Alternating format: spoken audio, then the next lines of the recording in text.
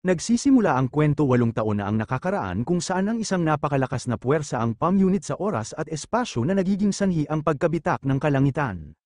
Dito dumaan ang mga nilalang mula sa ibang mundo na pinaslang ang mga miyembro ng sangkatauhan sa kanilang kagustuhan.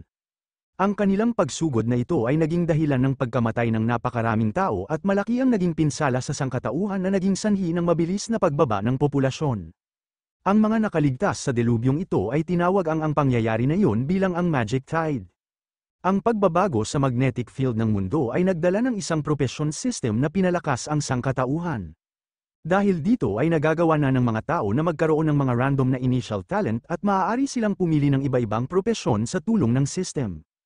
Pagkatapos nilang mamili ay binibigyan ang mga tao ng skill na katumbas ng props yung pinili nila na maaaring maibalik at maidala sa totoong mundo.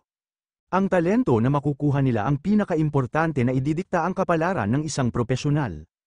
Mula sa araw na iyon ay nagsimula ang mga matatalinong tao na mamuhay sa isang bagong paraan ng pamumuhay at pakikipaglaban kung saan ang lipunan ay itinuon ang kanilang pansin sa pagpapalakas at pagpapalaki ng mga propesyonal. Ang unang Professional Academy ng Jiang City ay itinayo sa tulong ng pagkokonsidera ng mga nangyaring delubyo bilang blueprint nito at habang nakasalalay sa system ay sinasama nila ito sa kanilang training at gumagawa ng iba't ibang strategy copy na may magkakaibang difficulty at rank para mag-level up at sanayin ang susunod na henerasyon. Napupunta tayo ngayon sa First Professional Academy kung saan natitipon ng mga mag-aaral na nakikinig sa anunsyo ng principal. Ipinapaalam ng principal sa kanila na nagawa nilang lahat na kumpletuhin ang lahat ng theoretical study sa First Professional Academy at ang araw na ito ang nagiging importanteng araw ng paggising ng kanilang mga talento pati na rin ang una nilang pagtapak sa mga dungeon. Pinapahayo niya ngayon ang lahat ng mga mag-aaral sa loob ng formation na nasa gitna nilang lahat. Nagsisimula itong bumuo ng mga matatayog na pabilog na ilaw na naaayon sa mga level. Pinagpapatuloy pang sabihan ng prinsipal na naniniwala ito na pagkatapos ng maraming taon ng kanilang pag-aaral ay handa na sila para maging isang tunay na propesyonal at protektahan ang sangkatauhan kahit na ang ibig sabihin nito ay ang pagsasakripisyo ng kanilang sariling buhay. Ipinapaliwanag niya ngayon na ang mga mag-aaral ay tatawagin ayon sa kanilang numero at pupunta sila para mapasailalim ng Talent Awakening. Ang lahat ng mga mag-aaral na naroroon ngayon ay sasabit ng makita kung ano ang talento nilang makukuha. Nakikita natin ngayon ang ating bida na si Linye na nasa sabik ngayon dahil pagkatapos ng napakaraming taon na ginugol niya sa mundong ito ay dumarating na ngayon ang pinakahihintay na araw ng Talent Awakening dahil ang paggising ng talento ng isang tao ay ang pinakamahalagang bahagi para sa isang propesyonal. Ipinapaliwanag na ang kalidad ng mga talento ay nahahati sa mga ranggo kung saan nauuna ang Common Rank, Career Rank, Legendary Rank, Subdivine Rank, at Mythical Rank. Ang mythical rank talent ay hindi pa nakikita ng sinuman simula pa noong pagsisimula ng pagkakaroon ng awakening sa panig ng sangkatauhan. Ang pagiging swordsman at mage ang pinaka-pinag-aagawang mga propesyon at ang pagiging assassin, summoner at warrior ang sumusunod na pinakagusto pero ang mga priest dahil sa kanilang napakababang hilang mababang mobility at halos walang pagdating sa pag-atake ng kalaban ay nagiging walang silbi pagdating sa pagbibigay ng kontribusyon sa mga labanan kaya naman sila ang pinakaibaba ng ranggo na gusto ng mga tao na maging propesyon. Ang propesyon na ito ang pinakakinamumuhian na maging propesyon ng mga tao dahil sa tulong na rin ng mga makapangyarihang equipment at tataas na kalidad ng mga talent ay gagawa ng ibang propesyon na solo ang mga dungeon pero ang mga priest ay hinding-hindi ito makakayang gawin. Sa mga napakahirap naman na dungeon ay basta may napakagaling na player ay maaaring palitan ng mga mage at summoner ang role ng isang priest. Dahil dito ay napipilitan na lamang ang mga priest na manatili sa likod ng party kung saan nakakakuha lamang sila ng kakarampot na experience at hilang na ginagawa ang propesyon ng pagiging isang priest na napakawalang kwenta at pinagtatawanan na lang.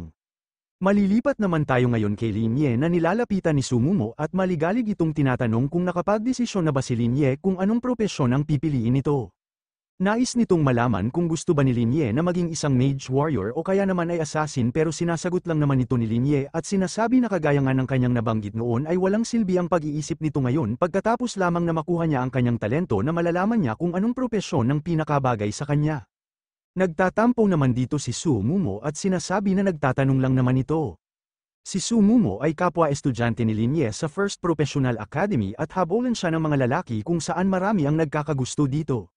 Ang mga lalaking ito ay tinatawag pa siya ng isang diyosa at nabibighani sa kanyang kagandahan. Hanggang ialay ng mga lalaking ito ang buhay nila para lamang sa kanilang diyosa pero tinatrato lamang siyang parang ordinaryong babae ni Linye. Sa kanyang pagtatampo ay tinatapik na lang ni Linye ang ulo ni Sumumo.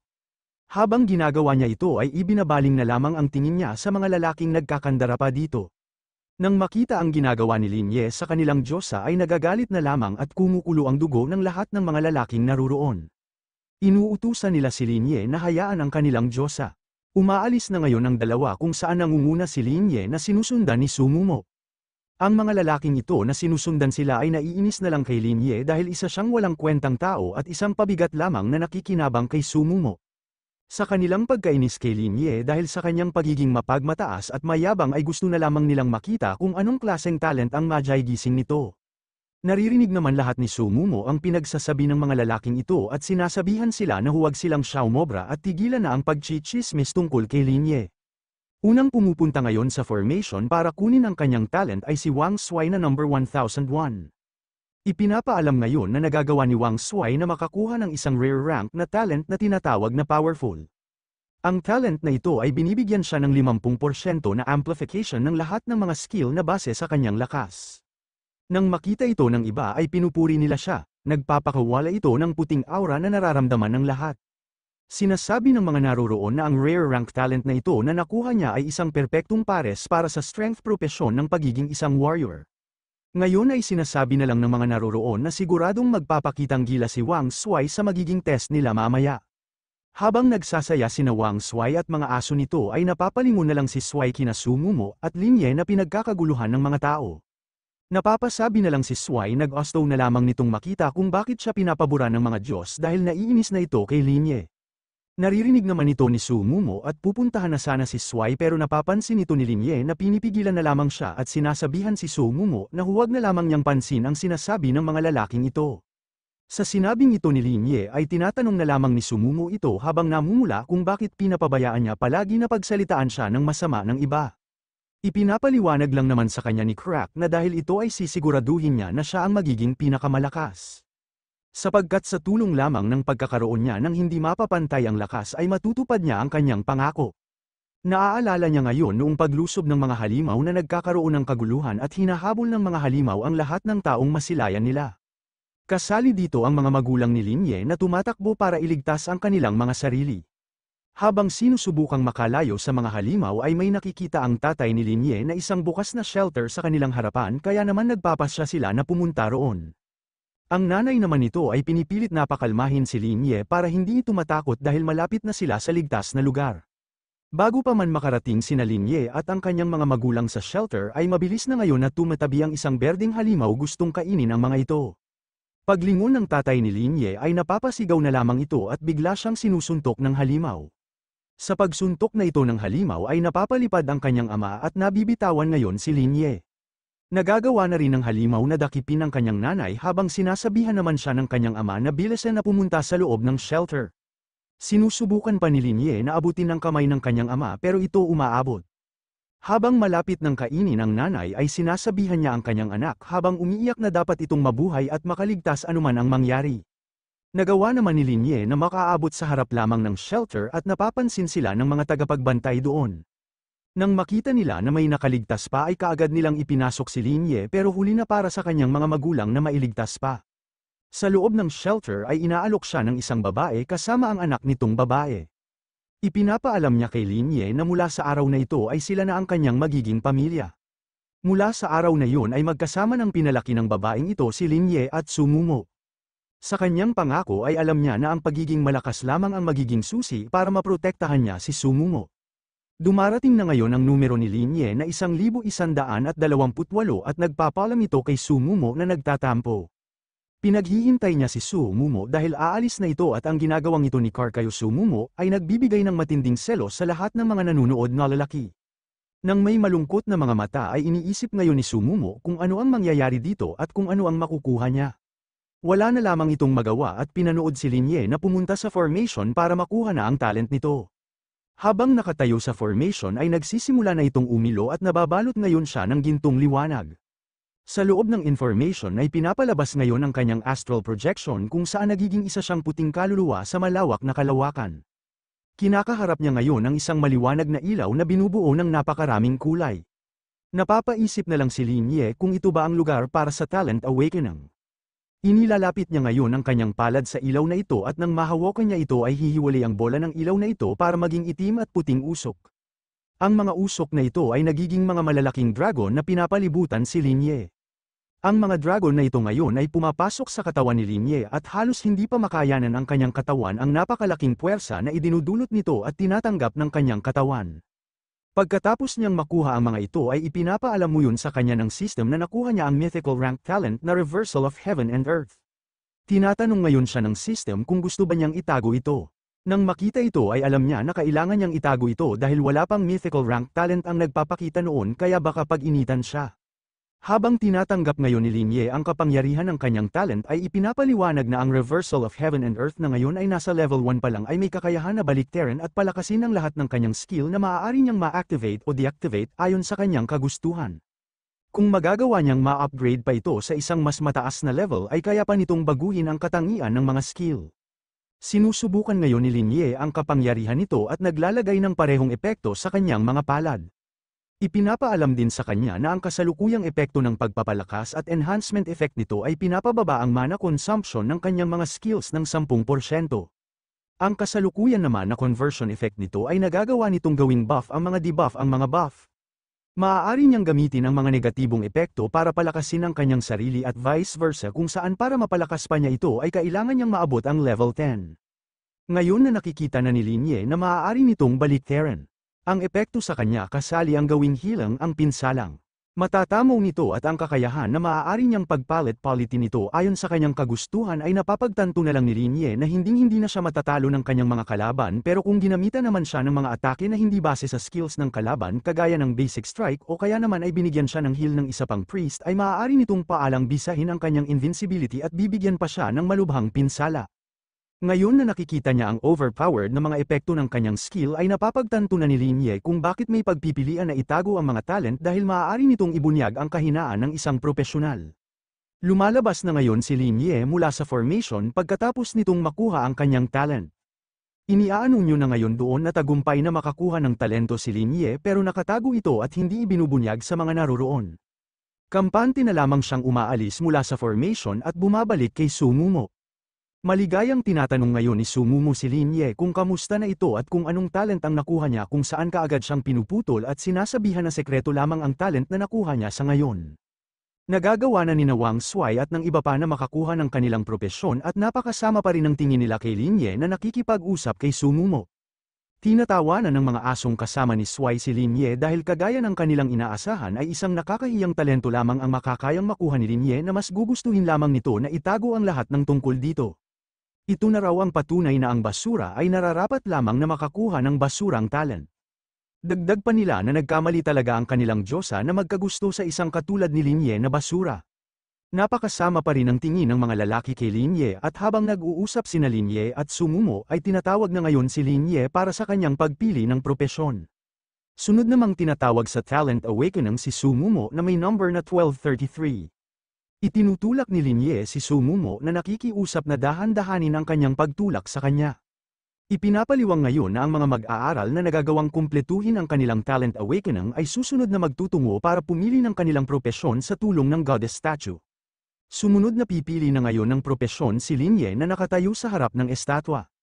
Tinatanong siya ngayon ng estatwa para piliin ang ninanais niyang maging propesyon. Nagsisimula ngayon na magpakita ng mga pagpipilian ang estatwa sa tulong ng mga gintong panel. Nagsisimula ngayong pag-isipan ni Linye na kung idaragdag ang ideya ng pagiging invincible niya sa halos lahat ng pagkakataon ay nakakasiguro na lang siya na ang Reversal of Heaven and Earth ay isang uri ng divine skill. Para magamit ang talent niyang ito sa pinakanayong paraan ay kailangan niyang gumawa ng aksyon para solusyonan ang kanyang mga magiging kahinaan. Matapos ng kanyang panandaliang pag-iisip ay napagpapasyahan na lang ni Linye na piliin ang pagiging isang priest. Hindi kaagad nagiging isang priest si Linye dahil nanahimik muna ang estatwa at tinanong si Linye kung nakakasiguro ba ito ng kanyang pinili na pagiging isang priest dahil sa kasalukuyan ay siya pa lamang ang unang mag-aaral sa kanilang session na pinipili na maging isang priest. Kampanteng kinukumpirma ngayon ni Linye ang kanyang desisyon at nagkakaroon muli ng kaunting katahimikan sa pagitan nilang dalawa ng estatwa hanggang sa tanggapin na lang ang kanyang piniling propesyon. Kumikinang ngayon ang pinili ni Linye na propesyon at nagiging gintong ilaw na binabalot si Linye. Pagkatapos ng kaunting transformation ay nagkakaroon na ngayon ng bagong suot si Lin Ye kasama na rin ng kanyang staff na ibinibigay lamang sa mga priest. Sa kasalukuyan ay mayroon siyang 100 health points at kung mababa ito sa 80 ay mapupunta siya sa injured state kung saan lahat ng kanyang attribute ay mababawasan ng kaunti. Kapag naman bumaba sa 30 ang kanyang health points ay mapupunta siya sa critically injured state kung saan lahat ng kanyang attribute ay madagdagan pa ng bawas at kapag mapupunta siya sa 5 o pababa na HP ay mapupunta siya sa dying state kung saan lahat ng kanyang attribute ay napakalaki ng ibabawas kung saan kung aabot ito sa 0 ay mamamatay na siya. Maliban pa rito ay may 100 mana points siya for strength, for constitution, 5 intelligence, 5 spirit at 5 agility kasama na ang kanyang mythic rank na reversal of heaven and earth. Nagpapatuloy naman ngayon na ibigay sa kanya ang kanyang mga skill at habang tinitignan ito ni Lin Ye ay nakikita niya na mayroon siyang skill na tinatawag na healing art na isang single unit target kung saan hinahayaan siyang magpatawag ng life energy para kinang 50 HP ng target at may 5 segundo itong cooldown at nagkakahalaga ng 10 mana para gamitin. Ang pangalawang skills naman niya bilang priest ay ang Clarity Art na maaari niyang gamitin sa isang target na nagpapatawag ng elemental spirits para pabalaykan ng 30 mana points sa target at may cooldown nito na 12 na segundo ngunit walang mana ang kailangan para gamitin. Ginagamit na ngayon ni Lin Ye ang kanyang Reversal of Heaven and Earth kung saan nababalot siya ng pula at itim na enerhiya na naiipon sa kanyang staff na nagiging bungo sa halip na krus. Sa tulong ng kanyang talent ay nabibigyan siya ngayon ng skill na Reverse Healing Art na kagaya ng original na version ay maaari niyang gamitin sa isang target na binabawasan ito ng 50 health points sa pamamagitan ng pagkuha ng life energy nito na nagkakahalaga ng 9 mana at may cooldown na 5 segundo. Sinusubukan ito ngayon ni Lin Ye at kagaya ng kanyang inaasahan ay nagagawa ng kanyang skill na bawasan ng direkta ang HP ng kalaban at hindi lamang simpleng pagdudulot ng damage. Ang pinsala na maaari niyang idulot ay hindi magagawang bawasan ng defensive armor kaya naman para na rin itong Thuda Mage na hindi magagawang harangan ng kahit anuman. Kahit na mas kaunti ito sa skill damage na maaaring idulot ng isang mage ay makikita pa rin ang kanyang kalamangan kung ang kalaban ay may magic resistance. Sunod naman niyang sinusubukan ang kanyang Reverse Clarity Art na maaaring gamitin sa isang target lamang kung saan nagpapatawag siya ng mga corrupted na spirit elements na binabawasan mana ng target ng 3 puntos at may cooldown ito na 12 seconds na hindi nagkakahalaga ng kahit anumang mana. Para sa skill na to ay alam ni Lin Ye na kahit na parang simple lang itong man-add rain na skill ay maaaring itong pigilan ang mga mage na gamitin ang kanilang mga ultimate skill sa mga pinakamahalagang oras at ibinubunyag ang kanilang kahinaan. Dahil sa mga skill niyang ito ay agad niyang nalalaman kung ano ang dapat niyang gawin pagdating sa pakikipaglaban kung saan pagpapalit-palitin niya lang nagagamitin ang kanyang mga skill at ang reverse na version nito para pagalingin ang kanyang sarili at magdulot ng damage sa kanyang mga kalaban. Maliban pa rito ay kinakailangan din ni Lin Ye na mag-iingat sa mga healing skill at buff skill mula sa kanyang mga kasamahan sa party dahil sa ilalim ng reverse state ng Reversal of Heaven and Earth ay maaaring magdulot ng pinsala ang mga buff skill ng kanyang mga kasama sa halip na tulungan siya. Habang pumipili si Lin Ye ng kanyang propesyon ay nakikita siya ng iba na naroroon at pinagtatawanan ngayon siya dahil hindi sila makapaniwala na mayroon talagang siraulo na pinili ang propesyon ng pagiging isang priest na pinakamababa at pinakapangit. Inaakala na lang ng mga mahihinang nilalang na ito na dapat naisalamang duwag si Lin Ye na gustong magtago sa likod ng party niya at maging isang support. Sa kabilang bahagi naman gagawa ni Su Mumo na makakuha ng isang legendary rank na talent na tinatawag na Bionic Tears. Sa tulong ng kanyang talent na Bionic Tears ay nabibigyan siya ng kakayahan na magpatawag ng mga spirit root mula sa ibang mundo para makipaglaban para sa kanya. Ang mga lalaking manunood ngayon ay nagugulat na lang dahil nakukuha talaga ng kanilang diyosa na makakuha ng isang legendary rank na talent na talaga namang nababagay sa kanilang diyosa na si Su Mumo, ang tanging nagtataglay ng legendary rank na talent sa ngayon kaya naman napapaisip na lang ang mga naroroon kung anong propesyon ang pipiliin niya. Patuloy na pinupuri ng mga naroroon si Su Mumo dahil siya ang palaging nasa itaas ng theory class at isang tunay na henyo naman papaanong matatapatan ng isang mahinang nilalang na priest na kagaya ni Lin Ye na mapantayan ang ipinagmamalaking diyosa na ito. Napapaisip na lang sila na baka gusto lamang maging aso ni Lin Ye para kay Su Mumo. Maliban pa rito ay nagtataka na rin sila kung anong klase ng talent ang nakuha ni Su Mumo na Bionic Tears. Sumunod naman na nagtutungo si Su Mumo sa harap ng estatwa para pumili ng propesyon na gusto niyang kunin. Hindi na nagdalawang isip si Su Mumo na mamili at pinili ang propesyon ng pagiging isang mage. Ngumingiti na lang si Lin Ye habang tinitignan si Su Mumo na mamili ng kanyang propesyon at sa parehong oras ay pinupuri siya ng mga matatandang nasa itaas dahil isa siyang mage na may legendary rank pa na talent. Ang kanyang angking potential ay sapat na para maging isang miyembro ng professional alliance sa hinaharap. Pero maliban kay Sumumo ay ang mas nakakakuha sa matandang may mahabang puting buhok ay si Lin Ye dahil matagal na muli simula nang may mag-aaral na kusang pinili ang propesyon ng pagiging isang priest. Patuloy na tinitignan ng mga lalaking ito na nakasuot ng pulang kapas si Lin Ye at napapansin na ang binatang ito ay hindi man lang nagpapakita ng senyales na pinili niya ang propesyon niya dahil sa pagpupumilit ng iba at kusa niya itong kinuha. Sa mga obserbasyon nila kay Lin Ye ay nagiging mas interesado pa sila dito. Sa ibaba naman ay natatapos na sa kanyang pagpili si Sumumo na kaagad na nagtutunguko kay Lin Ye at gusto agad itong makasama. Ipinapaalam ni Sumumo sa kanya na pinili nito ang propesyon ng pagiging isang mage at inaalok ngayon si Lin Ye na magkasama silang pumunta sa isang dungeon ngayon. Mabilis naman na tumatanggi si Lin Ye dito at sinasabi kay Sumumo na may sarili itong plano at hindi mo na magagawang masabayan ito sa pag-clear ng dungeon. Sa sagat na ito ni Lin Ye ay nagtataka na lang si Sumumo kung ano ang ibig sabihin nito at ano ang pinaplano niya ang gawin. Para sa mga bagong profesional na naruroon ngayon ay lumalabas ngayon ang system message na ipinapaalam sa kanila na ang beginner dungeon na tinatawag na Forest of Wolves ay bukas na ngayon at para sa mga mag-aaral na nagawa ng kumpletuhin ang kanilang talent awakening at profession change ay pinapakiusapan na bumuo na ngayon ng kanilang mga team para pumasok sa dungeon. Nabubuo na ngayon ang isang dungeon gate sa harapan nila na nakakakuha sa pansin ng lahat ng mga naruroon. Lumalapit ngayon si Wang Shuai at mayabang na kinukuha ang pansin ni Lin Ye. Inuutusan niya ito na makipag-usap kay Sumumo para sa kanya at gusto niyang tawagin niya ito para sumali sa kanyang party. Bilang kapalit ng gagawin niyang pabor para sa kanya ay dadalhin niya si Lin Ye sa loob ng dungeon kasama nila makakuha ito ng mga gantimpala basta susundin niya lahat ng kanyang iuutos. Ang mga aso naman ni Wang Shuai na nasa likod ay sinusuportahan ang sinasabi nito at pinapaalalahanan na kung hindi dahil gusto nila si Sumumo na kanilang diyosa na makisali sa kanilang party ay hindi sila mag-aabala na makipag-usap sa isang napakawalang kwentang priest na katulad niya. Nililingon naman ni Lin Ye si Wang Shuai at ang kanyang mga aso.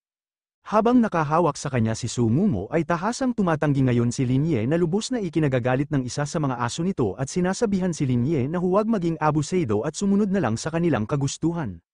Dapat na lang daw siyang magpasalamat dahil binibigyan siya ng ganitong klase ng oportunidad.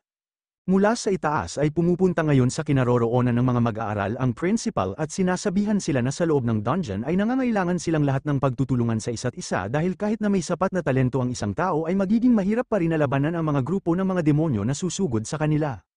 Nang makita ng mga mag-aaral ang principal ay kaagad silang tumitigil at binabati ito. Ang aso ni Wang Shuai na tumatahol kanina ay napapahiya ngayon at napipilitan na lang na tumigil sa kanyang ginagawa. Binibigyan ngayon ng principal si Lin Ye ng payo na sa harap ng mga demonyo ay dapat nilang isantabi ang lahat ng mga away at makipagtulungan sa isa't isa para talunin ang kanilang kalaban. Sumasagot lang naman si Lin Ye at ipinapaalam sa principal na walang kahit anumang galit at hidwaan sa pagitan nilang dalawa. Ang tanging inaalala lamang ni Lin Ye ay alam nito na ang pagpunta ng solo sa mga dungeon ay magbibigay ng mas mataas na experience at mas maraming mga gantimpala. Napapaisip na lang ngayon ng principal at tinatanong si Lin Ye kung papaano siya magsosolo bilang isang priest at papaano yun magiging posible para sa kanyang propesyon. Pinapayuhan ngayon ng principal si Lin Ye na maaari din naman itong lumipat sa ibang party para mag-clear sa loob ng dungeon dahil hindi biro na pumasok siya doon ng mag-isa. Hindi niya dapat maliitin ang mga dungeon dahil lahat ng mangyayari sa loob nito ay aapektuhan ang realidad at kung makasalubong man siya ng panganib ay baka maaaring mamatay talaga siya sa loob ng dungeon. Patuloy naman na tinatanggihan ni Lin Ye ang ideyang ito at nagpapasalamat na lang sa principal para sa kanyang pag-aalala pero sinisiguro niya dito na kayang-kaya niya na makumpleto ang isang solo clear sa dungeon na papasukin niya ngayon dahil alam niya sa kanyang sarili na para mag-level up ng mabilis ay kailangan niyang pumunta muna sa loob ng dungeon ng mag-isa at kunin ang lahat ng experience na maaari niyang madakip. Maliban pa rito ay kailangan niya munang itago ang kanyang overpowered na talent mula sa iba dahil baka ito ang kanyang maging kahinaan bago pa man siya maging sapat na malakas para ipagtanggol ang kanyang sarili. Nagsisimula na ngayong magtungo si Lin Ye sa dungeon at habang tinitignan siya ng principal ay nagtataka na lamang ito at napapaisip kung bakit may napakalakas itong tiwala sa sarili na sinusuong ang dungeon. Ngayon nakaharap na niya ang dungeon gate ay inilalapat niya ang kanyang kanang kamay dito para pumili at pasukin ito ngayon. Tinatanong ngayon siya ng system na mahirap ang beginner trial dungeon at inirekomenda na pasukin ito at kumpletuhin kasama ang isang party. Sinisigurado ngayon ng system kung papasok ba talaga si Lin Ye ng mag-isa sa loob nito na siya namang sinasagot niya ng oo. Ipinapasok na ngayon ang dungeon gate si Lin Ye sa loob ng novice dungeon na Wolf Forest. Sinasalubong siya ng kabilugan ng buwan sa loob ng isang gubat. Habang nakatayo roon ay ipinapaliwanag sa kanya ng system na ang kinaroroonan niyang dungeon ay isang beginner hard difficulty na dungeon na para sa mga level 1 hanggang 3. Inirerekomenda para sa mga baguhan na bumuo ng kanilang party at magtulungan para pumasa dito. Binibigyan ngayon siya ng paalala na sa kagubatang iyon ay nakatira ang isang grupo ng mababangis na mga lobo kaya naman hindi niya dapat hayaan ang mga ito na palibutan siya dahil kung hindi ay hindi na siya makakatakas mula roon. Mula sa kanyang mga pananaliksik ay napakahirap ng Wolf Forest para sa mga baguhang mag-aaral na papasok lamang sa loob ng dungeon sa unang pagkakataon pero basta maganda ang kanilang pagtutulungan ay maiiwasan nila ang mga masasaktan at masasawi sa loob nito. Para sa dungeon na yun ay maganda ng resulta kung makakakuha sila ng isang B-grade na rating. Mayroon ding makakatulong sa mga baguhang ito dahil may matatagpuan silang isang healing spring na maaari silang pagalingin at ibalik ang kanilang HP sa loob ng dungeon. Kahit na ang silbi nito ay ang siguraduhin ang kaligtasan ng mga dungeon para sa mga baguhan ay pinapababa rin nito ang pangangailangan para sa mga priest na katulad ni Linye. Hindi na nila kakailanganin ng ganitong propesyon kung may matatagpuan naman silang healing spring na maaaring palitan ang mga priest. Sa kabila ng napakaraming aksyon na maaaring gawin para maiwasan ang kanilang pagkasawi ay marami pa rin silang maaaring kaharipan na magiging delikado para sa kanila. Isang halimbawa nito ay kung hindi nila papatayin ang mga mababangis na lobo sa kanilang daan at pinagpasyahan na ipunin sila ay maaari silang palibutan at lapain ng mga lobong ito. Maliban pa rito ay masyado ring mapanganib ang pagpunta sa malalim na bahagi ng kagubatan at pagtapak sa mga ipinagbabawal ng mga lugar. Kung hindi sila susunod sa mga paalalang ito ay talagang mamamatay na lamang sila pero ngayon na may taglay namang overpowered na mythical rank talent si Linye ay hindi na ito nag-aalala at papaano siya matutuwa sa isang napaka-ordinaryong rating na katulad ng isang B-rank. Nagpapatuloy na ngayon siya sa kanyang paglilibot dahil alam niya na dapat itong pumunta ngayon sa maalamat na Forbidden Land para mag-clear doon at kunin ang lahat ng maaaring gantimpala na ibigay ng dungeon sa kanya. Napupunta ngayon si Linye sa malalim na bahagi ng kagubatan at nakakasalubong ito ng mga mababangis na lobo na nilalapitan siya nang may kagustuhan na lapain si Linye. Ang mga lobong ito ay pinapangalanan ng system na Wild Wolf na nasa level 1 at may 3 Strength 3 Constitution 1 Intelligence 2 Spirit at 2 Agility. Dagdag pa na may mga skill ito na Bite Bleeding at Howl. Ipinapaalam din sa kanya ng system na ang mga nilalang na ito ay mga halimaw na nililibot ang Wolf Forest at mahilig silang umatake ng sabay-sabay kung saan ang mga kagat nila ay nagdudulot ng bleeding effect na pinapadugo ang kalaban at unti-unting binabawasan ang HP nito. Ang bite na skill ng mga lobo ay ina-activate ang bleeding skill kapag naitama nila ito sa kanilang target at may 10 segundo ito na cooldown. Ang bleeding naman na passive skill ng mga lobong ito ay maaaring magdulot ng tuloy-tuloy na pinsala sa kalaban bawat segundo pagkatapos nitong ma-activate na tumatagal ng 3 segundo at walang cooldown. Ngayon na nakikita na ni Linye na umaatake ang mga lobo ay kaagad nitong ginagamit ang kanyang Reversal of Heaven and Earth para bigyan siya ng kakayahan na gamitin ang mga attack skills niya. Kaagad niyang ipinupunterya ang kanyang tungkod sa paparating na lobo at ginagamitan ng kanyang reversed healing kung saan lumalabas ang mga pula at itim na enerhiya na naiipon. Pagkatapos nitong maipon ay pinapakawalan ngayon ng isang matayog na poste ng enerhiya sa lobo sa tulong ng kanyang healing reversal plundering technique. Sa kanyang ginawang ito ay nakapagdulot siya ng 50 puntos ng reversal damage sa mabangis na lobo. Dahil sa kanyang tagumpay na pagpatay sa lobo nang hindi siya nasasaktan ay binibigyan niya yun siya ng 10 experience points. Bumabagsak na ngayon ang lobo na nauubusan ng kanyang health points habang ang iba naman ay naglulunsad na ng kanilang mga pag-atake at tumatalon sa kinaroroonan ni Linye. Hindi naman alintana ni Linye ang mga kalaban niyang ito at hinahayaan lang ang isang lobo na makalusot sa kanyang depensa at kagatin ito sa kanang balikat. Sinasadya niya ito at ngayon ay ginagamit ang kanyang skill para magtalaga ng isang barrier sa paligid niya na pinapalipad ang kumaget na lobo. Sa tulong ng kanyang Reversal of Heaven and Earth ay nababaliktad ang atake ng lobo na binibigyan ngayon si Linye ng 20 karagdagang puntos ng HP. Maliban pa rito ay gumagana sa kanyang pabor ang bleeding effect mula sa pag-atake ng lobo gamit ang skill nito na bite at sa halip na nababawasan ay napapanumbalik pa ang kanyang sariling HP ng 2 puntos kada segundo. Para naman turuan ng leksyon ang susunod na target nito ay maijing hinahawakan ni Linye ang kanyang tungkod at ginagamit ang kanyang Reverse and Clarity technique na confinement technique. Sa tulong ng confinement technique na ito ay lumalabas ang ilang elemental spirits na nagiging succubus at nagpapakawala ng kanilang mga kadena. Ang mga asul na cade ng ito ay binabalat ngayon ng kalabang lobo at binabawasan ito ng 30 puntos ng mana. Sa kanyang pagtutok na ito at paggamit ng kanyang skill ay nagagawa niyang ubusin ang mana ng kalabang lobo na nagiging sanhi para hindi ito makagalaw. Ang lobo ngayon na ginamitan ni Linye ay nasa lupa na lamang at nakahandusay na hindi makagalaw dahil sa kawalan nito ng sapat na mana. Mula sa KD ang nakikita ay napapagtanto na lang ni Linye na kagaya ng kanyang inaakala ay napaka-epektibo talaga ng confinement technique laban sa mga mabababang level na halimaw na ito na may kakarampot na mana at madali lamang niyang ubusin gamit ang kanyang technique. Pasugad naman na ngayon ng isa sa mga lobo na nakikita ang mga kapwa nito na isa-isang pinipitas lamang ni Linye. Kagat itong napapansin ni Linye at sa tamang oras ay iniiwasan niya ang pag-atake nito at hinahayan itong pumunta sa kanyang likuran. Kaagad niya itong ginagamitan ng healing technique na pinapalibutan ngayon ng pulang enerhiya ang lobo at nagdudulot ng 50 puntos ng reversal damage dito. Para sa kanyang pagpatay dito nang hindi nakakatanggap ng kahit anumang pinsala ay nakakuha siya ng 10 experience points.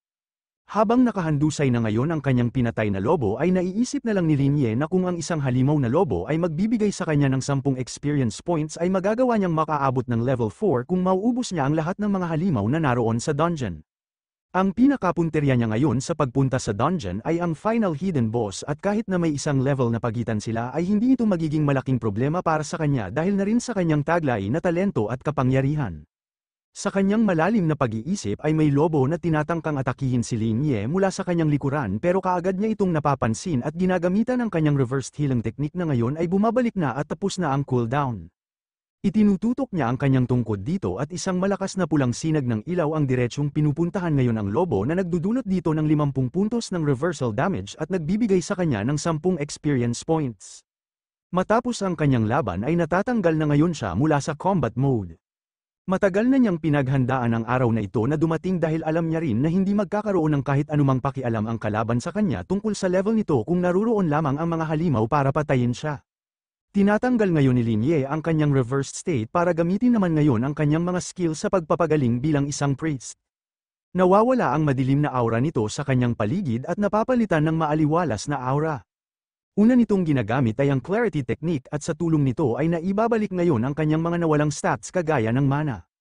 Pagkatapos rin ng kanyang laban na ipinapaalam ng yun sa kanya ng system na tumataas ang kanyang level ngayon na nagiging 2 kung saan lahat ng kanyang attribute ay tumataas, ang kanyang kakayahan sa pakikipaglaban ay itinataas at ang kanyang proficiency sa lahat ng skill na mayroon siya ay tumataas din.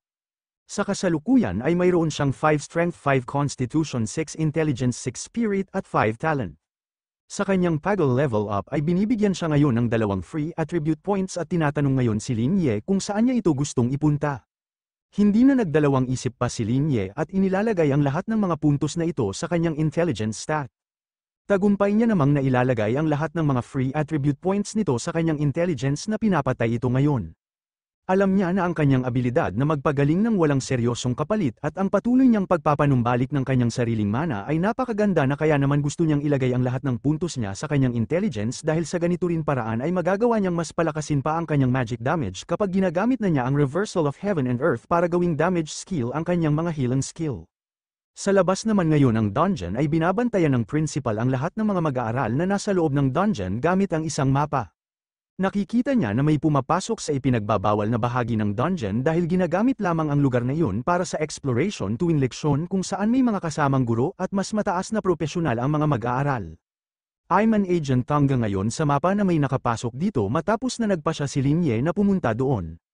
Kaagad naman nakikita ng principal na ito si Linye at iniisip na lang kung gusto ba talaga ng batang ito na haminin ng hidden boss na ang level 5 Dark Descendant Wolf King. Nagsisimula na lang isipin ng principal na imposible ang kanyang iniisip dahil kung ang batang ito na nagpas siyang pumunta sa delikadong bahagi ng dungeon ay hindi sinasadyang magpakamatay ay dapat na ang hidden talent nito ay nasa legendary level o kaya naman ay mas mataas pa para magkaroon siya ng tapang na suungin ito nang hindi nag-aalala. Dahil na nga rin itinago ni Linye ang tungkol sa kanyang talento ay alam na nito na pinipili ni Linye na hindi ito ipakita sa publiko kaya naman itinutuon na lang ng principal ang kanyang pansin sa iba pang talentado ring mga mag-aaral muna.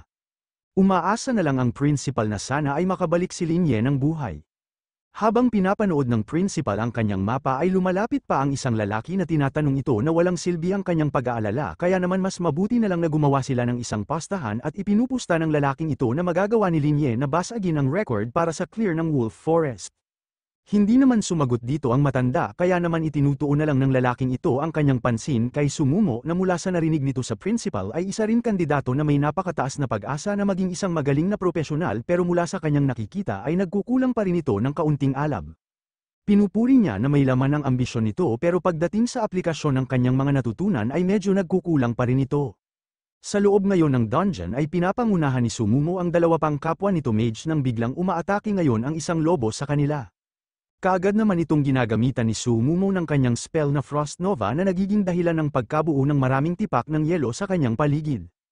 Habang nakikita ito ng dalawang babae ay namamangha na lang sila dahil napakamakapangyarihan talaga ng kanilang diyosa. Pagkatapos ng ilang sandali ng paghahanda ni Sumumo ay pinapakawalan niya ang mga matatalim na tipak ng yelong ito na tinutusok ang katawan ng lobo. Hindi naman na nakapalag dito ang lobo at namamatay kaagad na ngayon ay bumabagsak sa lupa. Kahit na nagawang patayin ni Sumumo ang kalaban niyang ito ay hindi pa rin nagbabago ang ekspresyon nito at mas naalerto pa dahil may paparating pang dalawang lobo sa kanilang direksyon. Hindi ito magandang balita para sa kanila dahil mas marami pang mga halimaw ang paparating. Ang maaari na lamang nilang gawin ay tumakbo mula roon kaya naman hinihila niya ang dalawang kasama nitong mage papaalis malaron habang iniisip niya na ang kanyang imahe bilang isang diyosa ay nasisire ngayon dahil sa kanyang pagtakas mula sa mga kalaban. Alam ni Sumumo na hindi siya maaaring tumakbo na lang hanggang sa mawalan ng interes ang mga lobong ito sa kanya kaya naman tumitigil na lang ito at hinaharap ngayon ang mga lobo. Sinasabihan niya ang kanyang mga kasamang mage na tumayo sa kanyang likuran at manatili muna doon habang lalabanin niya ang mga lobo. Ginagamit ngayon ni Sumumo ang kanyang talent na nakuha kanina lamang na Bionic Tears. Sa tulong ng kanyang talent na ito ay gumagawa siya ng isa pang kopya ng kanyang sarili na gawa sa enerhiya na kinokopya ang lahat ng ginagawa nito. Sabay nilang ginagamit ang spell na Frost Nova at pinapakawalan nito sa mga lobo. Sa tulong ng skill na Frost Nova ay nabubuo ang mga matatalim na tipak ng yelo at tinutusok ngayon ang mga papasugod ng mga lobo. Matapos na lipulin ang kanyang mga kalaban ay napapabuntong hininga na lang ngayon si Sumumo dahil sa wakas ay ligtas na sila ng panandalian ngayon. Habang nagpupunas ito ng kanyang pawis ay natutuwa naman ngayon ng principal sa ipinakita niya at tinatanong pa ang kanyang kasamang lalaki kung kamusta naman ang ipinakita ng babaeng ito at kagaya nga ng kanyang sinasabi ay magiging maayos lang ang lahat para kay Sumumo. Sinasabi lamang ng lalaking ito sa principal na hindi maaaring makapunta ng ganoon kalayo ang isang tao sa pamamagitan lamang ng pag-asa sa talento nito nang hindi nagkakaroon ng sapat na kaalaman pagdating sa obserbasyon nito sa kanyang kapaligiran maliban na lang kung ang talentong ito ay nagagawang wasakin ang lahat sa dinadaanan nito. Bumabalik naman tayo ngayon kay Linye na nasa loob pa rin ng ipinagbabawal na lugar kung saan tinatapos niya ang lahat ng mga lobong dinadaanan niya. Sa pamamagitan ng kanyang tuloy-tuloy na pagpitas ng mga lobo ay nagagawa niyang pataasin ang kanyang level at ngayon ay nasa level 3 na siya ngayon. Pagkatapos niyang mag-level up ay inilalaan kaagad niya ang mga free attribute points niya sa kanyang intelligence. Sa kanyang pag-usad ay natutuwa na lamang siya dahil kagaya ito ng kanyang inaasahan. Alam ngayon ni Linye na ang pagpatay sa mga natitirang mga halimaw sa loob ng dungeon ay matutulungan siyang makaabot sa level 4 bago niya harapin ang boss. Mula sa malayo ay nakakarinig ngayon si Linye ng pag-ungol na nagmumula sa isang lobo at kaagad niyang nalalaman na naruroon ngayon ang hidden boss ng dungeon na yun. Habang nakatago sa likod ng isang halaman ay iginigilid niya ang mga dahon nito para silipin ngayon ang Dark Descendant Wolf King na nakatayo ngayon sa gilid ng isang bangin. Ang Dark Descendant Wolf King na ito ay nasa level 5 at may 10th strength siyam na constitution 3 intelligence 7 spirit 5 agility at silver level na aptitude. Kagaya ng mga ordinaryong lobo ay may mga skill ito na tinatawag na bite at bleeding. Ipinapaalam ng system kay Linye na ang Dark Descendant Wolf King ay ang pinuno ng Wolf Forest at ito ay natural na napakabangis. Kapag nakakita ito ng kahit anumang nilalang sa paligid nito ay pinupuntirya nito ito at hinahabol hanggang sa mapatay ito. Ang lahat ng mga lobo na nasa loob ng Wolf Forest ay mga alagad nito na sinusunod ang lahat ng mga utos niya at pinupunit ang lahat ng mga kalaban. Mula sa pananaliksik ulit ni Linye ay nalaman niya na ang hidden boss ng dungeon na yun ay itinuturing na isang perwisyo dahil napakaraming mga talentadong kabataan ang nakaranas ng matinding pinsala at pati na pagkabaldado habang sinusubukan nila na labanan ito kaya naman ang kinabukasan ng napakaraming mga bayani sana ay sinira lamang ng Dark Descendant Wolf King at simula noon ay inilagay na ng Academy ang lugar na yun bilang Forbidden Land. Hindi na gusto ng akademya na may pumunta pa roon at masira ang kanilang kinabukasan sa paghahangad lamang na mapatay ang Wolf King. Habang pinagmamasdan ang Wolf King at ang mga alagad nito mula sa isang puno ay napapansin niya na palagi siyang sinusundan ng mga alagad nito pero ang katotohanan ay hindi palaging sinusunod ng mga ordinaryong lobo ang Wolf King at karaniwan na umaalis ang mga ito para maghanap ng mas komportabling lugar kung saan hindi sila palaging bumabalik sa kinaroroonan ng Wolf King pagkatapos nilang makuha ang kanilang kinakailangan. Ang mga lobong ito ay maaaring magpasya na mag-ikot muna sa lugar bago bumalik. Madalas na umiikot ang mga lobo at umaalis sa tabi ng Wolf King na nagbibigay ngayon ng oportunidad kay Linye na talunin ang mga ito ng isa-isa nang hindi sila nagtutulungan. Nang makita ni Linye ang humihiwalay na lubong ito ay kaagad siyang pumupunta sa likuran nito at ginagamitan ng kanyang healing spell na nagdudulot dito ng 50 puntos ng reversal damage at nagbibigay sa kanya ng 10 experience points. Alam ni Linye na ang mga mahihinang nilalang na ito na nag-iikot sa loob ng gubat ang pinakamagagandang experience farm para sa kanya at kapag nagawa na niyang pataasin ang kanyang level ay lalabanan niya ng mag-isa ang Dark Descendant Wolf King. Kung ipagpapatuloy niya ang kanyang ginagawa na pagpitas sa mga lobo ay mababawasan ang kanyang kakailanganing labanan sa huling pagtutos nila ng Wolf King at magagawa pa niyang pataasin ang kanyang level bago sila magharap. Ginagamit ngayon muli ni Linye ang kanyang Reversal of Heaven in Earth at itinutuon ang kapangyarihan nito sa kanyang tungkod. Sa kanyang pag-aabang ay dumarating ng isa-isa ang mga lobo at pinipitas ito ni Linye na parang mga prutas hanggang sa may pan ang experience na nakukuha niya at nakakaabot na ngayon siya sa level 4. Matapos niyang makaabot sa kanyang inaasam na level ay sinusugod niya ngayon ang Dark Descendant Wolf King na kaagad na napapansin ang kanyang presensya. Habang inihahanda na ngayon ang kanyang tungkod ay tinatanong niya ang Wolf King kung sa wakas ba ay napansin na nito na may mali sa nangyayari kaya naman simula na dapat nila ang kanilang huling pagtutuos. Lumalabas ngayon ang impormasyon ng Dark Descendant Wolf King kung saan ito ay may 2,000 HP, 1,000 mana, 500 attack at 200 defense.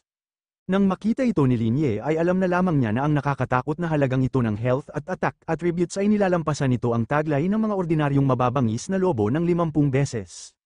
Nakakasiguro si Linye na kung may isang baguhang propesyonal na kinaharap ito ay may dalawa na lamang silang pagpipilian at ito ay ang madurage hanggang sa mamatay o kaya naman ay paglaruan ng Wolf King. Kahit na ganito pa man ay alam ni Linye na hindi siya isang ordinaryong baguhan. Habang naka-activate pa rin ang kanyang reversal technique ay hinahayaan niya lamang ang Wolf King na atakihin siya at masaya pang tinatanggap ang pag-atake nito. Sa pagkalmat ng Wolf King ay nadadagdagan pa ang buhay ni Linye at napapanumbalik na ipinagtataka ngayon ng Wolf King na nililingon ang kanyang kalaban. Sa ginawang ito ng Wolf King ay pinapasalamatan na lamang siya ni Linye dahil ang katawan at kasukasuan niya ngayon ay mas magaan na sa pakiramdam. Sa epekto ng kanyang overpowered na talent ay pinupuri na lamang ito ni Linye dahil pinapanumbalik ng mga atake ng Wolf King ang lahat ng kanyang nawawalang mga attributes. Sinasabihan na lamang niya ang Wolf King na ipagpatuloy ang pag-atake niya ng ganoon at mananatili lamang siyang nakatayo doon habang nagdudulot siya ng pinsala. Sa walang humpay na pag-atake ng Wolf King ay nagsisimula na itong mapagod at hinggilan. Ito lamang ay parte ng estratehiya ni Linye dahil sa wakas ay natatapos na ang cooldown ng kanyang healing technique at maaari niyang muli itong gamitin. Nang makita ito ay tinatanong na lang muli ni Linye kung tapos na ba sa pag-atake ang Dark Descendant Wolf King dahil siya naman na ang susunod. Ginagamitan ngayon ni Linye ng kanyang healing spell ang Wolf King na nasasaktan mula rito at nababawasan ang malaking bahagi ng HP nito. Matapos na makatanggap ng karapatang halaga ng pinsala ay kumikinang ngayon ng berde ang mata nito at ginagamit ngayon ng Wolf King ang basic attack na tinatawag na Claw Strike. Alam ni Linye na hindi niya maaaring gamitan ng reversal technique ang basic attack na ito kaya naman iniiwasan na lang muna niya ito habang patuloy na nababawasan ang HP ng Wolf King. Ngumingiti ngayon ang Wolf King dahil nalalaman na nito kung ano ang kahinaan ni Linye. Si Linye naman ay hindi natitinag dito at walang pakialam habang nagkakaharap sila ng Wolf King dahil huli na ang lahat para dito. Para naman ipagpatuloy ang kanilang laban na ginagamit ngayon ng Dark Descendant Wolf King ang kanyang skill na Rampage na pinapataas ang attribute nito kapalit ng kanyang bumababang HP. Habang umaatake ngayon ang Dark Descendant Wolf King ay iniisip na lang ni Linye na hindi na niya kakailanganin pang maglagay ng kahit anumang effort sa kanyang gagawin dahil mag-isa na lamang ito ngayon at kung napapaligiran sana siya ng isang grupo ng mga lobo ay baka mapilitan pa siyang magseryoso pero sayang na lang dahil hindi ito ang sitwasyon. Pagkaraan ng ilang segundo ng paghihintay ni Linye ay nawawala na muli ang cooldown ng kanyang healing spell kaya naman ginagamitan niya kaagad ang Dark Descendant Wolf King ng kanyang teknik at isang matayog na poste ng pulang enerhiya ang tumatama ngayon sa Wolf King na tuluyan itong pinapatay. Ipinapaalam ngayon ng system kay Linye na tagumpay nitong napapatay ang Dark Wolf King na nagbibigay sa kanya ng 1,000 experience points at ginagawa siya ngayong level 5. Habang nakahilata na ngayon ang Dark Descendant Wolf King ay sinisimula na ngayon ang pagpapakalat ng mga gantimpala para sa pagkumpleto ng dungeon na Wolf Forest. Unang nagpapakita ngayon kay Linye ay isang bronze chest na isang lower tier na item. Pagkatapos na makuha ni Linye ang basic reward ay ipinapaalam na muli sa kanya ng system na nagagawa niyang kumpletuhin ang lahat ng mga nakatagong misyon at talunin ang kalaban nang hindi gumagamit ng kahit anumang damage skill sa tulong na rin ng kanyang talent. Maliban pa rito ay nagagawa niyang talunin ang 30 na mababangis na lobo na itinataas ang kanyang clear rating ng SSS level na binibigyan ngayon siya ng karagdagang silver treasure chest na isang advanced tier na item. Nang makita ang notification na ito mula sa system ay napapaisip na lang si Linye na kung hindi dahil sa hindi ikinukonsidera ang reverse healing na isang damage skill ay hindi man lang siya makakakuha ng SSS rank na rating para sa kanyang ginawang clear. Mula sa labas ngayon ay nagpapakita ang isang notification mula sa system na ipinapakita sa lahat kung saan ipinapaalam sa kanila na may mag-aaral na nagawang kumpletuhin ang dungeon na Wolf Forest kung saan nagagawa niyang kumpletuhin ang lahat ng mga nakatagong at achievement at nagagawa rin na makakuha ng isang rating na level SSS. Nang makita ng mga nasa labas ngayon ay nagtataka na lang sila kung sino ang nakagawa nito at anong klase ng talent adong ang lumabas sa kanilang klase. Nagkakagulo na ngayon sila dahil mukhang makakakita na naman sila ng kasaysayan na isusulat sa kanilang harapan kaya naman pinaghahanda ngayon nila ang kanilang mga kamera para hanapin kung sino ito. Nakikita rin ng principal ang notification na ito at nagugulat dahil hindi niya inaasahan na mangyayari ito na may makakakuha talaga na makakuha ng isang SSS rank na rating at makakakumpleto ng lahat ng mga hidden achievement. Alam ng principal na tanging si Linye lamang ang matapang na pumasok sa loob ng ipinagbabawal na lugar kaya naman siya lamang ang maaaring kandidato na nakagawa nito. Ang kasamang lalaki naman ng principal ay hindi makapaniwala at hindi natatanggap na posible ito dahil ang isa sa mga kinakailangan para makakuha ng isang SSS level na rating ay ang pag-clear ng dungeon nang hindi nakakatanggap ng kahit anumang pinsala kaya naman papaano niya na nagawang masolo ito nang hindi nakakatanggap ng kahit anumang damage. Si Sumumo na nakikita rin ang notification ay nagtataka na lang kung sino rin ito dahil napakahirap ng pagkuha ng isang SSS level na rating dahil nagawa lang niya na makaabot sa level A na rating completion pero sobra-sobra na ang panganib na kinaharap niya kaya naman sino kaya ang magiting na master na ito sa kanilang klase na nagawa ito. Napapaisip na lang tuloy siya kung kamusta na kaya si Linye sa loob ng dungeon. Si Linye naman ngayon ay tinitignan ang kanyang mga napanalunang gantimpala at nagpapasyang buksan ang mga treasure chest. Una niyang binubuksan ng silver chest na nagbibigay sa kanya ng silver level skill book na divine healing kasama na ang 5 free attribute points at isang silver level equipment na tinatawag na shadow dagger. Lumalabas ito ngayon mula sa ball at pumupunta sa kanyang storage space. Ang mga item na ito ay nagiging parang mga ilaw na pumapasok dito at nalalaman na lang ni Linye ang mga impormasyon tungkol dito. Una niyang tinitignan ay ang tungkol sa item na Shadow Dagger na pinapataas ang attack power ng nagsusuot nito ng 50 puntos at ang hit rate nito ng 10 puntos. Maliban pa rito ay nagbibigay rin ito ng 5% Hansa para magdulot sa kalaban ng bleeding effect kapag umaatake gamit ang punyal. Sunod naman niyang tinitignan ang skill na nakuha niya na Divine Healing na isang active skill na nasa level 1 pa lang. Sa tulong ng skill na ito ay binabasbasan niya ang lahat ng mga kasamahan nito sa loob ng 10 metro gamit ang banal na enerhiya na pinapanumbalik ang 100 HP at nagbibigay ng 10 segundo na slow healing effect na nagbibigay ng 20 HP bawat segundo. Ito ay nagkakahalaga ng 50 mana points at may cooldown ng 20 segundo. Ginagamit ngayon ito ni Linye at ipinapakita ngayon sa kanya ang reversed version nito na Reversal Divine Healing Catastrophe Descends. Ang skill na ito ay binibigyan si Linye ng kakayahan na isumpa ang lahat ng mga kalaban sa loob ng 10 metro sa tabi niya gamit ang masamang enerhiya na binabawasan sila ng 100 HP at nagdudulot sa kanila ng 20 HP na bawas sa bawat segundo kung saan nagkakahalaga ito ng 45 mana dahil na rin sa kanyang talent enhancement at may cooldown na 20 seconds. Habang tinitignan ni Linye ito ay natutuwa na lamang siya dahil kahit na medyo mahaba ang cooldown nito dagdag na rin sa mataas na kinakailangan nitong mana para magamit ay alam niya na magiging maliit na problema lamang ito ngayon dahil nasa pinakaunang stage pa lang siya at magagamit na lamang niya ang tunay na potential nito kapag mas mataas na ang kanyang mana. Alam ni Linye ng isang skill na nagdudulot ng malawakang pinsala ay isa na sa pinakamalakas na ultimate move pagdating sa pakikipaglaban sa grupo ng mga kalaban sa pinakaunang stages. Kung ipapares pa ito sa kanyang skill na Clarity ay magagawa niyang pantayan ang mga kahinaan na taglay nito at dahil sa kawalan ng cooldown nito ay nagagawa na niyang lampasan ang pinakamalakas na class ng pagiging mage. Para naman sa mga punyal na nakuha niya ay maaari niya itong ibenta ng diretsyo sa mga mayayaman na baguhan para sa kanyang mga gastusin sa hinaharap. Alam niya na hindi na lang siya maaaring umasa sa pera ng kanyang mga tito at tita dahil napakaraming na nilang ginawa para sa kanya. Ang mga bagay nito ang hindi ang pinakamahalaga para kay Linye dahil ito ang 5 free attribute points na nakuha niya dahil ang mga maaaring pagkunan ng mga ganito ay napakabihira at sa ranggo ng pinakamagagandang gantimpala na maaaring matanggap ay nasa taas ito.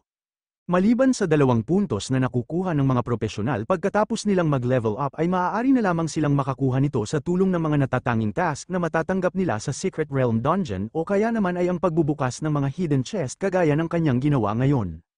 Dagdag pa na ipinapaliwanag ni Linye na kung ang unang dungeon clear evaluation na makukuha niya ay hindi nagagawang makaabot ng S-level o mas mataas pa ay hindi siya mabibigyan ng free attribute points bilang gantimpala, samantalang kung magagawa niyang makakuha ng SSS level na clear ay mabibigyan siya ng karagdagang 5 attribute points. Kagaya ng palagi nitong ginagawa ay inilalaan ngayon ni Linye ang mga nakuha nitong attribute points sa kanyang intelligence stat. Idinedeklara ngayon ni Linye na simula ngayon ay siya na ang magkakaroon ng pinakamalakas na magic, power at ang pinaka-violenteng disaster priest sa buong mundo. Matapos ang tagumpay na pag-clear ni Linye ng dungeon na Wolf Forest ay binubuksan ng iyon ang portal para sa kanya para makalabas ng ito mula roon. Nagsisimula ngayong kuminang maliwanag ang dungeon gate na napapansin ng lahat ng mga naruroon. Iniisip nila na sa wakas ay lalabas na ngayon ang nagawang makatapos sa dungeon na nalaman nila mula sa notification mula sa system at dapat na ang lalabas ngayon ay ang SSS tier na pro team. Sabik na sabik pa ang mga salabas ngunit nang bumukas na ngayon ang gate at may lumalabas ay mag-isa lamang ni Linye na nagpapakita sa kanila. Sa nangyaring ito ay nagtataka na lang ang lahat ng mga profesional na naruroon kung bakit si Linye lamang ang lumalabas. Nagtataka naman si Linye kung bakit napakarami ng tao sa labas at hindi na lang nakakaimik dahil dito. Hindi rin naman siya pinapansin ng mga ito at ibinabaling muli ang tingin sa dungeon gate habang inaabangan ang mga bida na lalabas. Iniisip nila na baka inayos pa ng pro team ang mga bagay sa loob ng dungeon kaya natatagalan ang mga ito. Hindi makapaghintay ang mga manunood kung ano ang maaaring makuha sa loob ng dungeon na ito at kung gaano kaganda ang mga hidden reward na ibinigay sa nakagawang kumpletuhin ito. Habang walang pakialam ang lahat ng mga naruroon ay lumalapit ngayon kaagad si Sumumo kay Linye na maligalig na tinatanong ito kung siya ba ang nakagawang mag-clear nito at hindi na dapat niya ito itago mula kay Sumumo. Sina Wang Shuai na naririnig ang usapan nilang dalawa ni Linye ay nakikisingit na lang at sinasabihan si Sumumo na hindi sila makapaniwala ng inaakala ni Sumumo na ang talunang ito na nasa harapan nila ang nakagawa nito at mukhang mataas masyado ang tingin ni Sumumo kay Linye. Ipinapaalala pa ng lalaking ito na kagaya ng kanyang naaalala ay pumasok lamang si Linye ng mag-isa kaya naman papaano niya magagawang tapusin ang dungeon na yun at wala rin naman itong dala paglabas niya. Dahil sa mga sinasabi ni Wang Shuai at ng mga aso nito na nagsisimulang tawanan si Linye ay nilalabas ngayon ito ang dagger na nakuha niya mula sa loob ng dungeon bilang karagdagang reward sa pag-clear niya ng SSS rating. Matapos na ilabas ang dagger ay tinatanong niya ngayon ang lahat ng mga naruroon kung may mga kaibigan ba na gustong lumipat sa pagiging isang assassin class dahil may iniaalok si Linye na isang armas na may napakagandang kalidad. Tinatanong niya ngayon ang lahat ng mga bagong profesional doon kung may interesado ba sa kanyang alok. Napipigilan na lang sa kanilang pagtahol si Wang Shuai at ang mga aso nito habang kaagad namang nakikilala ng mga profesional na naruroon na ang hawak ni Linye ay isang silver tier na equipment. Nagsisimula ngayon magkagulo ang mga naruroon na may physical type na propesyon dahil gusto nilang makita ang inaalok ni Linye na ito pero ang iba naman ay kaagad na nag-aalok ng kanilang pera para dito at nagsisimula sa 10,000 hanggang sa 20,000. May ilan pa sa kanila na tinatawag ang kanilang mga magulang para lamang mabili ang iniaalok na equipment na ito ni Linye. May isa naman sa mga nagkakagusto dito na tumatawa na lang sa alok na 20,000 dahil napakababa nito kaya naman itinataas nito ang presyo sa 50,000. Natutuwa si Linye sa pagkakagulo ng mga profesional na naruroon dahil sa laki ng iniaalok na presyo nila. Ang 50,000 na alok ng lalaking ito ay isang presyo na naayon talaga sa kalidad ng premium weapon na tagline niya ngayon. Matapos ang alok na 50,000 ay itinataas ng iyong ni Linye ang dagan hawak niya habang inya anunsyo na tatapusin niya ang bidding para sa dagger sa loob ng 3 segundo ngunit bago pa man niya ito tapusin ay may babaeng sumisigaw mula sa likod na nag-aalok ng 100,000 para sa dagger na ito. Ang mga naruroon ngayon ay nagugulat na lang dahil napakalaki ng alok na ito na 100,000 alliance coins. Alam ng mga naruroon na ang kabuuang kita ng isang ordinaryong pamilya sa isang taon ay 10,000 alliance coins kaya naman ang halagang ito na 100,000 ay nangangailangan para sa isang ordinaryong pamilya na hindi kumain at uminom sa loob ng 10 taon. Ang presyong ito na iniaalok kay Linye ay talaga namang napakataas. Si Linye na naririnig ang lahat ng usap-usapan sa kanyang paligid ay alam na mataas talaga ang 100,000 para sa presyong ito pero hindi ito masyadong labis para sa pagbili ng premium dagger na iniaalok niya. Inililipat na ngayon ni Linye ang dagger na ito sa babaeng bumili sa kanya at ngayon ay kumikinang ito na pumupunta ngayon sa storage ng kabila. Matapos ng transaksyon ni Linye sa bumili ng kanyang dagger ay kaagad siyang nilalapitan ng napakaraming profesional na interesado sa kanyang pagkakailanlan kaya naman tinatanong nila ito kung anong level na siya ngayon at kaagad nilang nalalaman na siya ay nasa level 5 na. Patuloy pa ang mga pagtatanong kung saan gusto rin malaman ng mga naroroon kung sino ang kasama niya sa party sa pag-clear ng Wolf Forest pero may ilan naman na napapagtunto na lang na mukhang nagsolo si Linye sa loob ng dungeon hanggang sa makaabot ito sa level 5. Gustong magpaturo ang lahat ng mga naroroon kung papaano gagawa ni Linye na makuha ang SSS rating sa loob ng dungeon. Ang prinsipal at ang mga kapwa nito na nakasuot ng pulang kapa ay nag-uusap na lang kung saan sinasabi ng prinsipal na mukhang hindi talaga bumuo ng isang party si Linye sa loob ng dungeon. Ayaw naman itong paniwalaan ng kanyang mga kasama at tinututulan ito dahil imposible ito at wala pang nakakagawa ng ganoon kaya naman dapat lang na nakahanap ito ng isang parte na sinalihan niya matapos niyang pumasok ng dungeon. Dagdag pa ng lalaking ito na napakaliit ng tsansa para sa isang mag-aaral na kakuha ng isang SSS rating ng mag-isa sa isang newbie dungeon dahil ang requirement nito ay ang pagiging solo at hindi pagtanggap ng kahit anumang pinsala. Dagdag pa niya na sa kasalukuyan ay lahat ng mga top tier ng mga profesional na nasa newbie stage ay hindi kayang gawin ang ganoong bagay. Habang patuloy na nag-uusap at nanunood ang mga matatandang lalaki sa itaas ay nagkakagulo pa rin ang mga profesional dahil sa presensya ni Linye pero hindi naman lahat sila ay gustong makihalubilo sa kanya dahil ang grupo ni Wang Shuai na napahiya kay Sumumo ay nananahimik na lamang sa gilid kung saan tinatanong pa ng mga aso ni Wang Shuai kung dapat pa ba nilang guluhin si Linye sa kabila ng pagpapatunay nito ng kanyang ginawa. Sa kabila ng mga ebidensya ang inilalapat na sa kanyang mukha ay ayaw pa ring tanggapin ni Wang Shuai ang katotohanan at iniisip habang naiinis na swerte lang ang dala kay Linye o kaya naman ay nandaya ito sa hindi pa nila alam na paraan. Patuloy niyang minumura sa harapan ang kanyang mga aso si Linye dahil hindi naman makakarating ng napakalayo ang isang katulad ni Linye na low-level na priest. Napipilitang sumang-ayon ang mga aso ni Wang Shuai sa kanya na sinasabi na talaga namang sinwerte lang si Linye sa kanyang nagawa at tuturuan na lamang nila ng leksyon ang taong yun kapag nagkaroon sila ng pagkakataon sa susunod na magkita sila. Nang matapos ang pagkuha ng kanilang mga talento at pagpili ng kanilang mga propesyon ay tinatawag ngayon ng prinsipal ang lahat ng mga bagong propesyonal at ipinapaalam sa kanila na ngayon na tapos na ang lahat ng mga pagsusulit ay hindi na sila mga ordinaryong mag-aaral simula sa araw na ito pero mga nagsasanay na propesyonal na may kat-anji tanging mga abilidad. Inyaanunsya din ng prinsipal na 30 araw mula sa araw na iyon ay mararanasan nila ang pinakaimportanteng pangyayari sa kanilang buhay at ito ang professional test. Napaalalahanan silang lahat ng prinsipal na nakasalalay sa kanilang ipapamalas sa assessment 30 araw mula ngayon ang kanilang magiging kinabukasan magdidikta kung babalik sila sa pagiging mga ordinaryong tao o kaya naman ay magiging mga bayani sila ng sangkatauhan na lalabanan ang mga demonyo na patuloy na susugod sa kanila.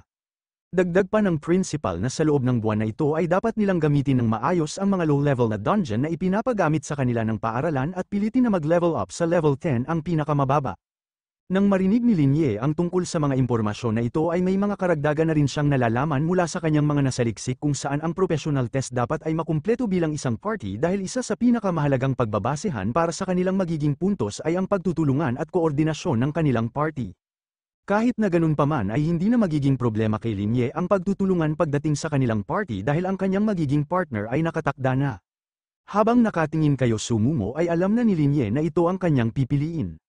Hindi dapat magpaloko ang iba sa panlabas na pagpapakita ng kawalang pakialam ni Sumumo sa kanyang panlabas sa araw-araw dahil sa katotohanan lamang ay nangangailangan talaga siya ng lamang at ang pinakadapat na inaalagaan dahil napakalampan nito at inosente. Sa kabila nito ay lubos itong pagkakatiwalaan at madaling maloko kung saan hindi niya nakakayang itago ang kanyang tunay na pagkatao.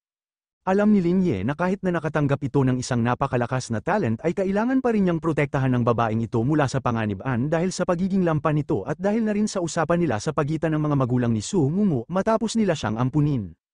Maliban pa rito ay gusto niya itong gawin ng kusa dahil ayaw niyang maulit muli ang trahedya na nangyari sa kanya matagal na panahon na ang nakakalipas. Lumalapit ngayon si Linye kay Sumumo at inaalok ito na laktawan na ang kanilang hapunan sa bahay ngayon at dumiretso na para pumunta sa Wilderness Dungeon.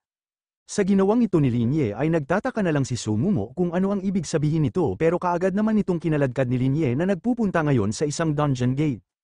Ang napagpasyahan nilang puntahan ay ang dungeon na tinatawag na Stone Cave na maaaring pasukin ng mga nasa level 3 hanggang 6. Isa itong medium scale na dungeon at inirerekomenda ang 5 hanggang sa 10 player para mag-clear sa loob nito. Ipinapaliwanag din sa kanila ng system na sa loob ng napakadilim na kuwebang bato ay naninirahan ang napakaraming makamandag ng mga alakdan kaya naman dapat silang mag-ingat.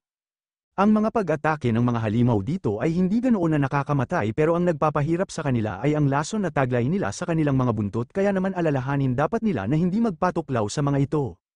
Habang nasa harap ng Stone Cave ay pinapapili ngayon sila ng difficulty kung saan may normal at hard difficulty para sa dungeon na ito. Para sa normal ay langan lamang nilang patayin ang Poison Scorpion King at para naman sa hard difficulty ay pareho lang ang kailangan nilang gawin at kailangan nilang iwasan na malason pero kailangan nilang talunin ang Scorpion King sa loob ng itinakdang oras dahil kung hindi ay papasok ito sa Berserk state at magiging mahirap ang pakikipaglaban dito. Ipinapaliwanag ni Lin Ye na ayon sa kanyang pananaliksik ay ang mga challenge dungeon ay maaaring piliin sa kanilang difficulty na unti-unting tumataas kasabay ng dungeon level.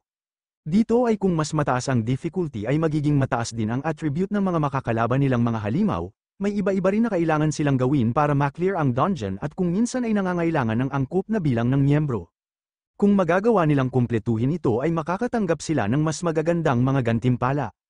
Ang mga dungeon ay karaniwan na may 3 level ng difficulty at ito ang normal, hard at nightmare. Para sa Stone Cave na dungeon na isang newbie dungeon mayroon lamang itong normal at hard difficulty level. Nagpapas siya ngayon si Lin Ye na piliin ang hard difficulty level na kaagad namang napapansin ni Sumumo na pinapaalalahanan si Lin Ye na magiging mahirap para sa kanila na clear sa loob ng hard difficulty level at kunin ang SSS rating para dito kahit na isa pa itong newbie dungeon. Sinasabihan lang naman ni Lin Ye si Sumumo na hindi dapat siya mag-alala at magtiwala lamang sa kanya. Pinapaalam lang naman sa kanya ni Sumumo na hindi naman sa walang itong tiwala kay Lin Ye pero nararamdaman lamang niya na magiging mahirap para sa kanya na hindi magdulot ng kahit anumang pinsala sa mga makakalaban nila at baka maging pabigat lamang siya para kay Lin Ye. Pinapaliwanag lang naman ni Lin Ye sa kanya na may skip class method na maaari nilang gamitin para sa dungeon na ito. Nang marinig ni Sumumo ang tungkol sa skip class ay tinatanong na lamang nito si Lin Ye kung ang ibig sabihin ng banito ay ang pag-iiwas sa pagpatay ng mga halimaw. Ipinapaliwanag ni Lin Ye na ayon sa kanyang pananaliksik ay ang halimaw at ang kapaligiran sa loob ng dungeon na ito ay hindi nagbabago at mula na rin sa nahanap niyang impormasyon na iniwan ng mga senior nila ay ginamit niya ang mga ito at gumawa ng isang maaari nilang sundan kung saan mula sa kanyang mga calculus sayon ay maaari nilang gawin ng skip class method para sa Stone Cave. Sa mga paliwanag na ito ni Lin Ye ay namamangha na lamang si Sumumo dahil nagagawa nito na gumawa ng isang buong plano at mapagamit lamang ang kanyang pag-iisip at panghuhula. Alam naman talaga ni Sumumo na palaging itinatago ni Lin Ye ang kanyang tunay na lakas. Nagsimula na ito na magsaliksik tungkol sa napakaraming dungeon at halimaw noon pa lang kung saan gumagawa ito ng pagsasaliksik sa napakaraming bagay para sa lahat ng kanilang theoretical exam. Kahit na ganito pa man ay pasang-awa lamang siya sa lahat ng mga pagsusulit kaya naman mukhang iniisip na lamang ng lahat na isa lamang madaling apiin na mahinang nilalang si Lin Ye. Matapos na pumili ngayon ni Lin Ye ng difficulty para sa papasukin nilang dungeon ay tinatawag na lang nito si Sumumo at tinatanong kung nananaginip pa ba ito. Sa kanyang malalim na pag-iisip ay nagugulo ngayon si Sumumo na kaagad na sumusunod sa utos kanya ni Lin Ye. Habang pumapasok sila ay alam ni Sumumo na maraming itinatagong alas si Lin Ye at naniniwala ito na siya ang magiging bayani na ililigtas ang kanilang mundo mula sa mga demonyo. Nakakapasok na ngayon ang dalawa sa loob ng Stone Cave kung saan napupuno ito ng mga kristal na nagbibigay liwanag sa madilim na kuweba. Sa kanyang mga nakikita ay namamangha na lamang si Sumumo sa sobrang ganda ng mga kristal na naroroon. Kaagad naman siyang pinagsasabihan ni Lin Ye at pinapaalalahanan na ito ay isang wilderness dungeon na lubos na mas mahirap at mas delikado sa nakaraang dungeon na pinasok nila. Habang sinusubukan ni Lin Ye na kumalap ng impormasyon tungkol sa kanilang kinaroroonan ay sinasabihan siya ng system na dahil sa kakulangan ng miyembro sa kanilang party ay puwersahan silang ipapares sa iba pang mga party. Habang tinitignan ng mga kristal na nasa loob ng kuweba ay napapagtanto na lang niya na mukhang maaari talagang perasahan silang ipares ng dungeon na ito sa iba pang kaya naman nila kailangang harapin ang mga halimaw kung hindi ay pati na rin ang kompetisyon mula sa iba pang mga profesional kaya naman kinakailangan nilang mag-ingat. Habang abala si Lin Ye sa kanyang imbestigasyon ay bigla na lang na may sumabog sa kanilang likuran na ginugulo ang kanilang kapaligiran. Sa kabilang bahagi ng kuweba ay lumilipad si Wang Shuai mula sa isang pag-atake na pinipigilan lamang ng pagtama nito sa isang malaking bato. Napapasuko na lamang siya ng dugo dahil sa lakas ng atake na tinanggap nito. Habang pinapaligiran ngayon ng mga naglalakihang alakdan na iniisip na lang ni Wang Shuai na hindi niya inaasahan na ang mga mahihinang halimaw na ito ay magagawang ubusin silang lahat mukhang ang panganib na dala ng dungeon na ito na nasa hard difficulty ay nilalampasan ng sobra-sobra ang kanilang inaasahan. Ang kaharap nilang mga anakdan na ito ay mga Poison Scorpion na nasa level 3 at may 5th Strength 4 na Constitution 2 Intelligence 3 Spirit 5 Agility at Silver level na Aptitude. May mga skill din ito na Poison Sting Bite at Hardening. Mula sa description ng system ay pinapaalam sa kanila na ang mga alakdan na ito ay nagtataglay ng makamandag na untot at kung matatamaan sila nito ay may iwan silang paralisado at kung paulit-ulit silang malalason ay nitong pahintuin ang kanilang puso na magiging sanhi ng kanilang kamatayan. Dumarating naman na ngayon sina Lin Ye na napapansin ng kaguluhan sa direksyong iyon na kinaroroonan ni Wang Shuai. Nang makita ni Wang Shuai sina Lin Ye at Su Mumo ay kaagad niyang inuutusan si Lin Ye na tulungan silang lumaban doon. Ipinapaalala pa ng asong ito ang tungkol sa batas na mayroon ang akademya tungkol sa pagtutulungan pagdating sa loob ng dungeon lalo na kung may nasa panganib silang kasama. Tinititigan lang naman ni Lin Ye ang mga asong ito at sinasabihan silang lahat na dapat silang lumaban para sa kanilang sariling kaligtasan. Pagkatapos na tignan o kung ano ang nangyayari sa mga ito ay kaagad na tumatakbo si Lin Ye na hinihila si Su Mumo habang sumisigaw naman ang mga asong ito at kamakahol na minumura si Lin Ye. Ipinapaalala ni Pinye kay Su Mumo na ang mga kinakaharap nilang Scorpion ay napakalaki ng takot pagdating sa tubig at lahat sila ay mga melee fighters na walang paraan para umatake sa mga malalayong kalaban nila. Dagdag pa niya na dapat lamang na sumunod si Su Mumo sa kanyang likuran at makinig sa lahat ng kanyang iuutos dahil kung gagawin niyo ito ay sisigurado hindi linye na hindi siya malalaso ng mga alakdan. Hindi na umaangal pa dito si Su Mumo na sumusunod na lamang sa lahat ng sasabihin ni Lin Ye. Bago sila sumugod ay binibigyan ni Lin Ye Su Mumo ng isang huling paalala na ang mga ito ay sobrang sensitibo pagdating sa may ingay na tunog. Sumusugod ngayon silang dalawa patungo sa isang alakdan at bago pa man sila magkasalubong ay ginagamit na ngayon ni Lin Ye ang kanyang raid technique na pinapakinang ng pula ang kanyang tungkod. Nang magkasalubong na sila ay kaagad na ginagamit ni Lin Ye ang kanyang technique sa alakdan na inuubos ang HP nito.